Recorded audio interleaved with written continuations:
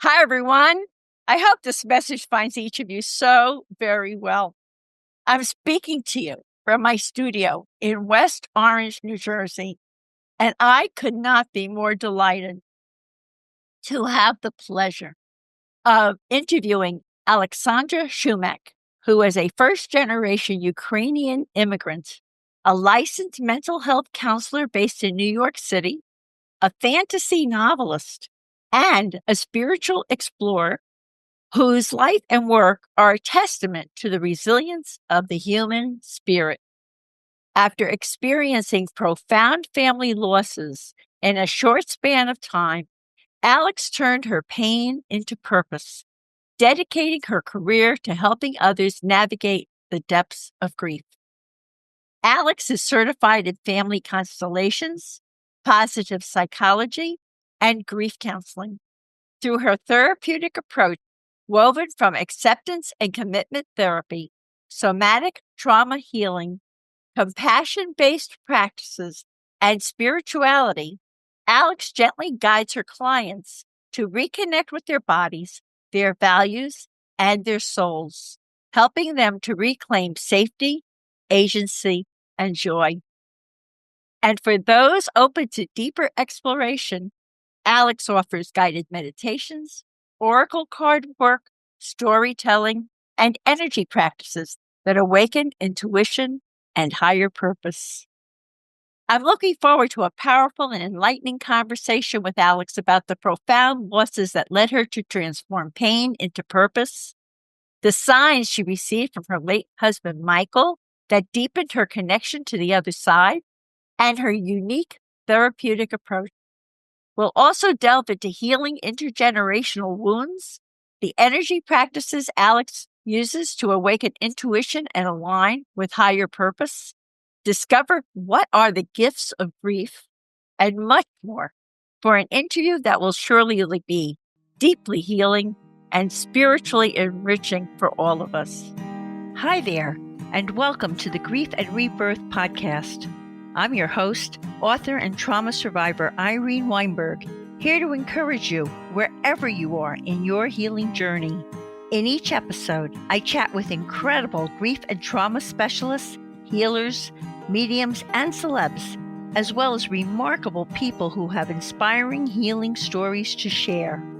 If you're looking for a podcast that's both uplifting and inspiring, you've found it.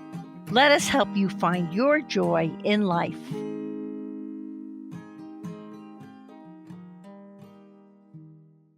Hi, Alex. A warm, heartfelt welcome to Grief and Rebirth podcast. Hi, I'm so happy to be here. Thank you for inviting me. You're welcome. You know, I'm really thrilled that you sought us out because we have a feature where people who have stories to tell can approach us, and I'm really glad you did. When I saw your story, I was like, oh, I have to have her on the podcast. That's wonderful. And we're both fellow Ukrainians. My background is from Ukraine also. So this is really special. So let's start by having everyone learn about you, because I know you had profound losses in your life that inspired you to turn tremendous pain into purpose. Not everybody can do that, and that's wonderful. Do you want to tell us about that? Yes, of course.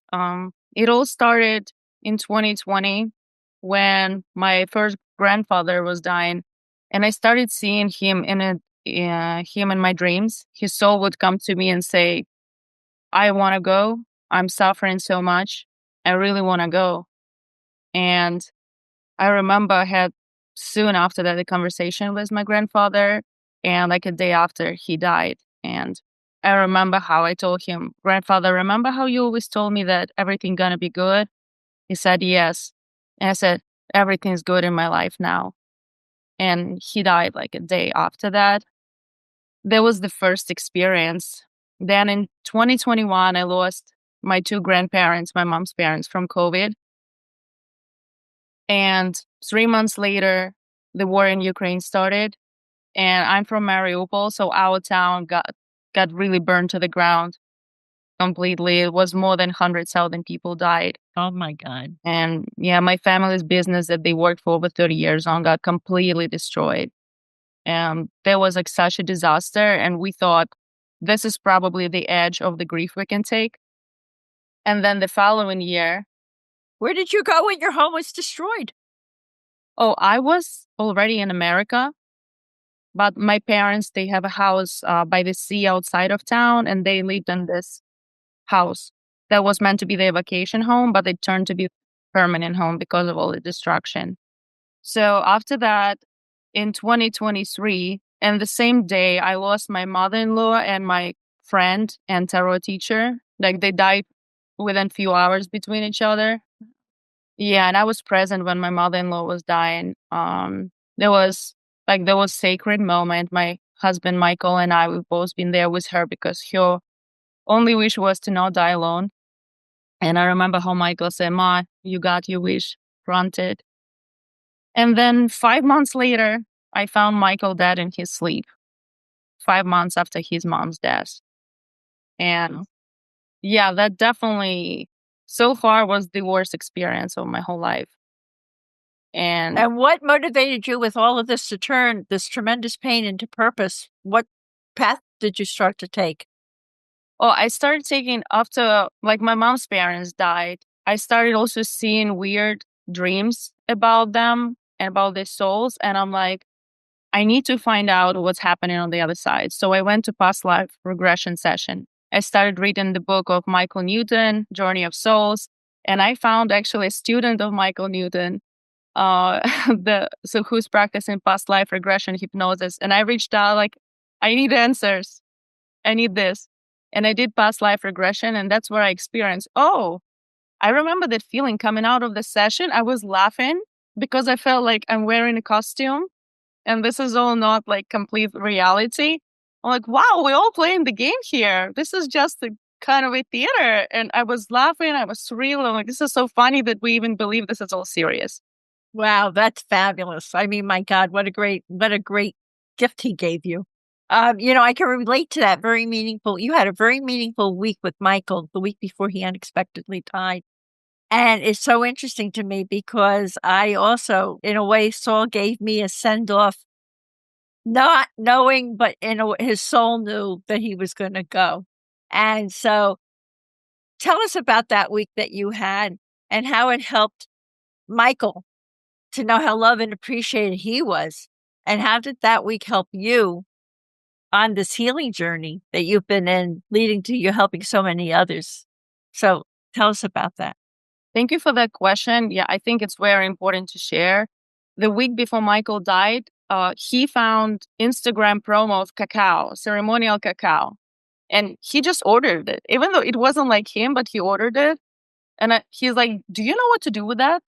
I'm like, yeah, actually, I heard people doing gratitude ceremonies with cacao. Let's do this.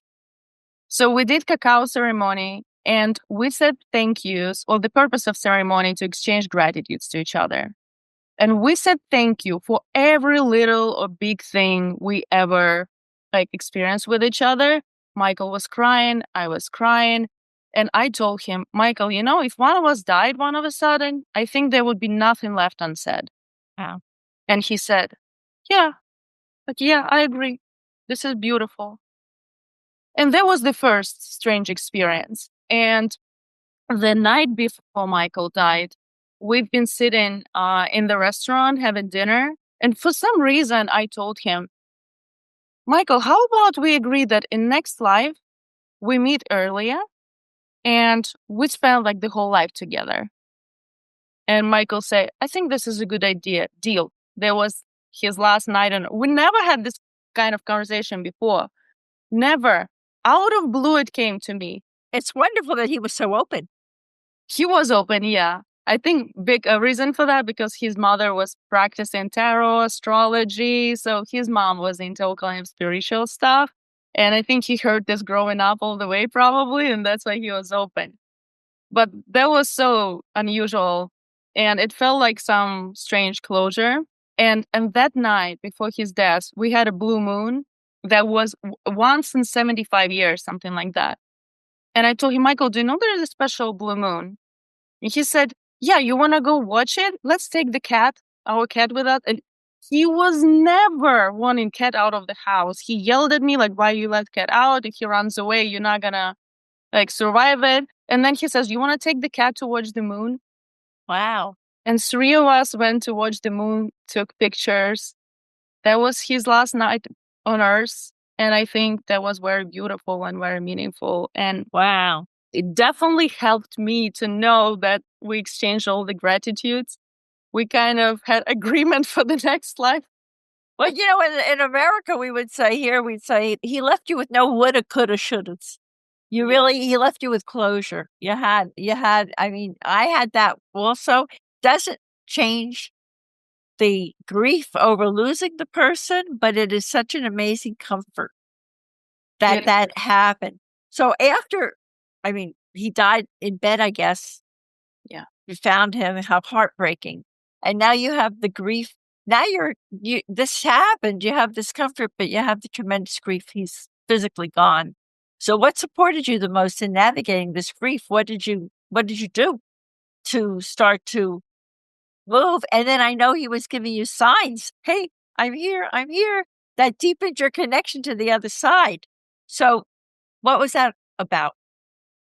That was exactly that, actually, feeling Michael's presence. I felt his energy. He had very strong energy. So I exactly felt when he was in the room. Mm. And the first night I woke up in some world in between, and Michael was in there first night after he died. And he saw that I saw him, and he was so happy. He's like, my baby. I'm like, Michael? And he's like, yes, I'm here. I'm here. I'm like, but you died. He's like, no, I'm here. And he started hugging me and kissing me. Oh my God. And you could feel that. I could, because it Oh my felt God. physically real. I thought I'm awake. And then my brain started realizing it's a dream, and I started screaming, but I saw you dead. I saw you dead. And then I woke up again at the same room. It looked exactly the same. It was dark. Everything was the same, but Michael wasn't there anymore. But I knew it was real. And every day after his death, he was sending me the signs that cannot be coincidence, and keep talking to Michael, keep communicating with him, keep seeing those signs.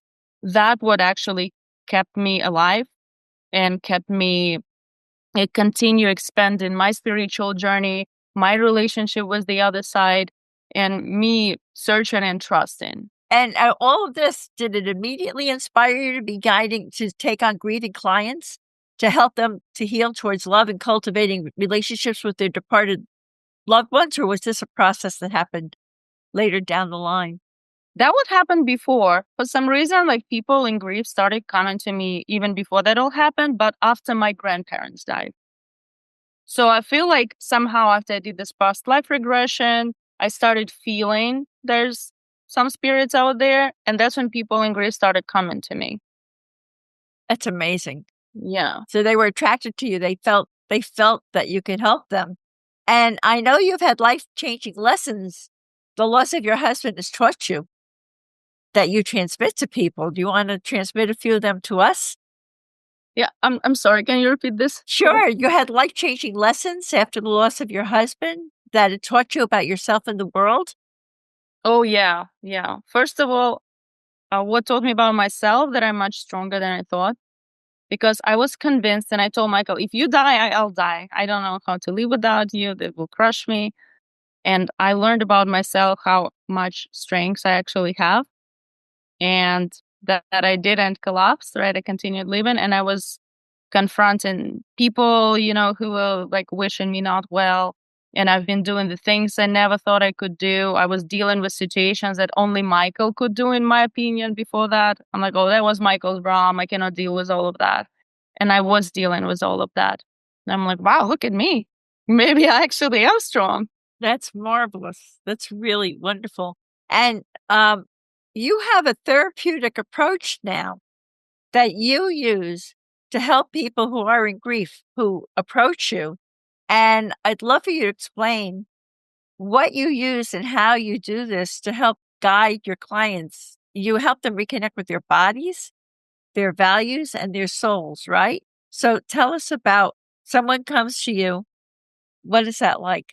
Well, I have like one story of studying spirituality, energy, connection. I studied yoga for over 10 years while I was in Ukraine. So connection between body, mind, and spirit was always important to me. And I knew that neglecting one part of ourselves cannot bring the full healing. That healing has to be happening on all levels. like body, emotional, and soul, which not many people even operate in this That's concept. true. Yeah, but it's very important to include. And it's another gift of my multiple losses that I actually started putting this part of me forward in my work. Because I feel like before I had a lot of ideas what therapy is supposed to look like, that it's supposed to be like only evidence-based methods, like never bring anything outside of official science. So, and I felt like caged in that.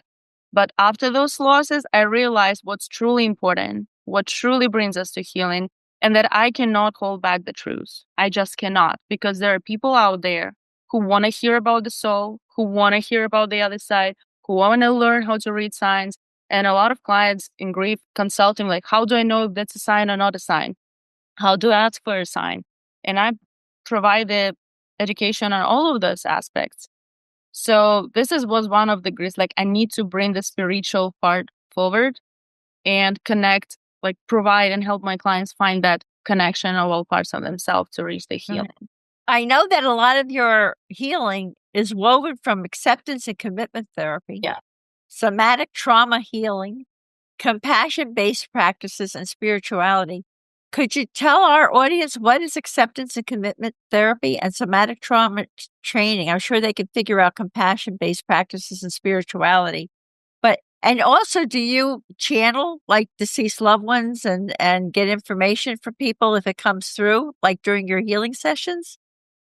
Yeah, I guess I'll start with channeling, because it's not something that I do intentionally. I'm not a medium. I cannot do it on purpose. But twice when I was with clients who lost their parents, I felt this unmistakable feeling that their parent is here.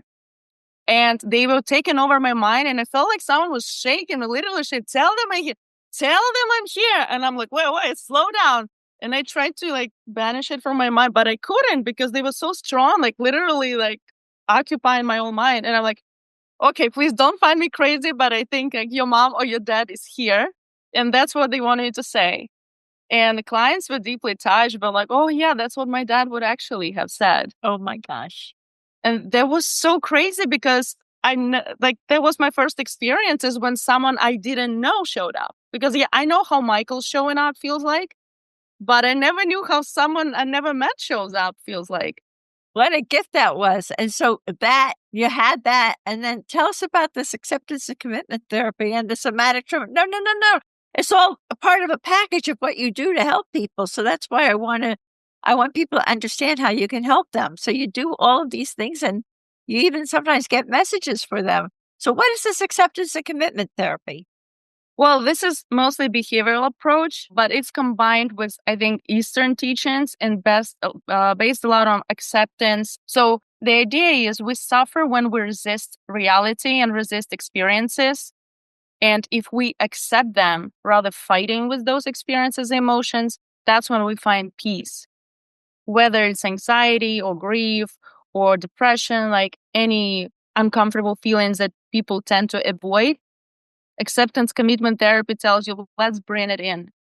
Let's face it. Let's let it wash over us like a wave. Let's just notice it like a radio wave sometimes. This is acceptance part. And commitment part is based on finding one's values, because research shows that people are happy when they follow their true values, when they live according to what's important for them and not anyone else. And in acceptance commitment therapy, we search for those values, we clear them up, and we create plan how you can commit to your values in a daily life. How can you live your values on a daily basis, not like once in a while? Because that's the important key to joy, peace, and happiness and love. And you're helping them to change because people have to change their behaviors and I should have to change that. They don't have to do anything, but you give them the option so that they can choose, right? To alter the way they're processing information. Tell us a little bit about somatic trauma healing. Well, somatic healing is based on the idea that a lot of our trauma lives in the body. And that's why we cannot work through this on just intellectual level by talking about it, let's say, or reliving the memories. Because a lot of this is just got like in the body. And by going through it, then I provide clients with breaths or movement or sometimes even sounds to get out of this trauma. Let's say if the trauma told them to hide, right? We first sit with this hiding. Okay, you can hide. It's allowed to hide. You don't need to pretend like you don't need to hide. So we live fully the experience with the body, like experience of hiding. And then body tells what's next. Because usually when we let our body do what it wants, like to take this protective shape that it needs, then body feels secure enough at some point, like to what's next. And this usually coming out of this state of hiding. It's reaching for connection. And body is a wise guide, shows us the way. And then we can even discuss with my client, okay, how this reaching out move, let's say, how it can look like in your life. I think you get people in touch with things that they've never even been aware of in their lives. They've been just reacting to things like this is what I'm supposed to do, or they've been dealing with the trauma and the drama in their lives. They've never probably tuned in to their bodies and how their bodies are processing what's going on. It sounds like a really wonderful way that you help them. And could you also tell me, how do you help people awaken their intuition and their higher purpose? Mostly through meditation. Oh, you do that through meditation. Yeah, awaken intuition through different guided meditations, right? And having people sit with themselves and actually ask deep questions and not running away from them. That's a very powerful way to access intuition. You have a lot of people going, whoa, this is great information, and tuning into their bodies and tuning into their intuition. What do you call the gifts of grief, Alex? Well, gifts of grief, and it's actually would be linked to the question about purpose, right? This looking at your life with the soul perspective, with the spiritual perspective, right? Not from the human part of your reality, and asking, why am I here, right? What is important? Why am I really here, right? Not to make money or buy nicer house or some bag. I don't know, right? What is you here for that you cannot take with you to the other side? And this question, I think that's one of the gifts that grief gives us, because when you grieving, you don't care about all the superficial stuff anymore. True. You're looking at it like, this doesn't matter. Why did I believe it matters? And this is one of the beautiful gifts. Another gift I will call is spiritual awakening that happens for a lot of people. Like, I've worked with so many skeptics. Like, I don't believe in any of it, but I actually start believing. How do you handle that when people say, I don't believe in anything you do? What do you say? Yet, and then some of them still work with you. Yeah, surprisingly. I don't know. I think they just feel something that I guess their brain doesn't believe in it, but their soul does. And that part of them that is their soul keep them like, you should stay there. And maybe this intuition, right? Intuition, I feel like that's when our soul guiding us. And that's why I just feel like they feel connected with me on some different level than rational. That's why. Yeah, they feel very safe with you and they're connected with you. I mean, I was a total skeptic before I had my spiritual awakening. And now when skeptics tell me I don't believe in any of this stuff, I don't take it personally. I just say they'll find out when they cross over. They'll have such a surprise. Yeah. They'll have such a surprise. Anyway, and I want you to tell everyone all the ways that you help people. What's available? I know you have individual and group therapy. I know you have a psychotherapy group for people who've lost partners. Tell us everything that you do that people can think about contacting you and getting the help that they need. You even have a psychotherapy group for people who've lost partners, right? Yeah. That's so cool. That's so interesting. Tell us all about that. Yeah, well, that was group inspired of like my experience of losing Michael, obviously. I wanted to give back for people who also lost their partners. And I know how terrifying and lonely this journey could be. And I decided, like, why not create in a group where we will talk? And there was spiritually focused approach too for me. I'm like, let me put in a program that we will talk about science. We will talk about constructing grief rituals. We will talk about the ways how to live in the condition where half of you is dead with that person, like half of your identity is dead because I'm not that person's partner anymore. Right. Who am I without this person in Who my am life? I? Yes, yes. And all the things were brought up into the group program. And it's interesting how everyone who came to the group, we had some weird synchronicities between each other. Either the names of our partners were similar or the date of death was similar. There was like such an interesting coincidences that, and for those who were skeptics, and then we started talking and they see some synchronicity like, oh my God, I think I should be here. And every time I was fascinated, like, wow. Wow. And you also do individual therapy, right? Yes, I do. I do individual therapy, and grief work is a part of my work, but I always bring like bigger context, right? In grief in the context of your whole life, your connection with the soul, your contract with the soul on a grand scheme of things. That's beautiful. And I could really see how that would help people. And you bring in a bunch of different modalities that you can draw on. Is there anything else you want to tell us about what you do? And I know that you have a special offer for the members of our audience today, and we're going to feature everything in our show notes. Yes, I do have a special offer. If you want to be part of the I Lost My Partner group, please reach out and I can provide 25% discount for group participation for the whole time. And this is the ongoing group, so you can join anytime. It's marvelous. And what is the name of your website? Is it heartytherapy.com? Heartytherapy.com. Is it HEARTTO therapy.com? Yeah, it's like from the word heart, like hearty, therapy from the So heart. it's HEARTY therapy.com. Yeah. Okay, great.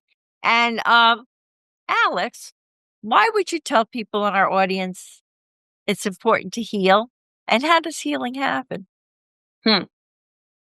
I think it's important to heal because that's why I was always here, right? To have some experience, to go through all this sometimes darkness, devastation, and being broken to being whole, because that's where our joy, our soul finds joy by collecting the parts of itself, by transforming pain into peace, into purpose, into inner light. And just because simply it feels good to heal, much better than to suffer. Yeah, and a lot of people don't want to heal because of the suffering they're going to do. But once you can unload that, right, then you get to joy. So what is the Alex tip for finding joy in life?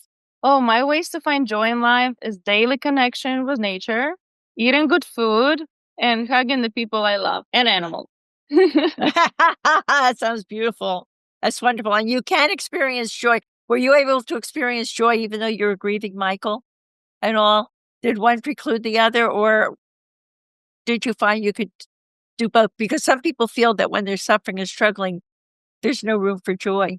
There is room for joy at all times. And big source of my joy was keep connecting with Michael and keeping my relationship with Michael going. Every time I receive the sign, I'm overflowed with joy. But also, I always try to separate. There is part of you that's devoted to grieving, and it's okay. But there's always a part of you that's devoted to life and continue on the life. Because if you're still here, it's not your time to go. So you may as well enjoy it. That's right. Absolutely true. So, Alex, I have to ask you, why do people feel guilty about feeling joy sometimes? I know that, they're grieving and all, but I know that's an actual fact that people do feel guilt about that. Would you like to talk to us about that? Yeah, this is true. And pretty much every person I've ever worked with, and myself too, feeling guilty for feeling joy, especially soon after we lost our loved ones. And the question is, when is soon, right? And I think not having the specific guidelines around grief, like what are the rituals, what are the lifespan of the grief, when is it appropriate to laugh, right? Lacking those guidance, and having this twisted understanding about what grief looks like, right? This makes people feel guilty. I'm like, I'm not allowed to feel joy. I'm not allowed to leave. But how long is it okay? When is it time? And all these questions are confusing. And I think we as society need more education on grief. right? And that it's okay. My answer is always like, the garden is dead and alive at the same time. It's not either dead or alive, right? And it's okay to have all the feel at the same time, and bring in compassion, right, to ourselves when we're grieving. Like, I'm just a human, right? I need joy. I need joy to live. I need to love, right? And this alive part of my souls are still here, right? So I'm here to be alive. And holding all this complexity of grief is very important for healing. That's trying to push life away, right? It only keeps us stuck. Right. So you help people to get past that guilt. I do. Yeah, I help to accept it and have compassion for themselves. That's marvelous. You know, Alex, I love your unwavering commitment. You're so authentic, honest, and I love your commitment to freedom, love, self-growth, kindness, and courage, and it radiates through your work. You've got a mission, and you invite us to reflect deeply on why we're here, what our soul is here to learn, and how we can live with greater compassion for ourselves and one another. That's so important. And you're also offering us a healing lens for healing intergenerational wounds and restoring harmony within our inner and outer worlds. I love your belief that grief is a sacred gateway to hope, love, and transformation, and I could not agree with you more. I truly wish you abundant blessings. Thank you so much. Heartfelt. Thank you so much for having me here. My true pleasure. Thanks for tuning in to Grief and Rebirth. Remember, you can dive deeper into everything we've discussed by checking out the show notes and all past episodes at ireneweinberg.com. Don't forget to follow us on social media at Irene S. Weinberg on Instagram, Facebook, TikTok, and wherever you love to hang out online. Plus, we're on YouTube, so be sure to subscribe and never miss a video. For those of you listening, you'll find links to my 2 books, Good to the Last Drop and They Serve Bagels in Heaven, in the show notes. And if you're watching on YouTube, you can see those books listed right above, so don't miss out. And here comes a special treat. If you sign up for Audible as a first-time user using my link, which you can find in the show notes, you can get They Serve Bagels in Heaven for free. And finally, people often ask me what I read, what I use, and what I recommend for healing and self-care. So I've carefully curated a compilation of those items to share with you. You can head over to kit.co/Grief and Rebirth to check them out. Thanks again for tuning in, and until next time, many blessings.